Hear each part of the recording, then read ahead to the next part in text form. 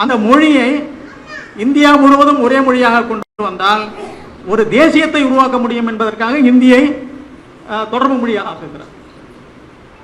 அதை இன்று அது இந்திய மொழி, அதை நாம் நேசிக்க கற்றுக்கொள்ள வேண்டும்.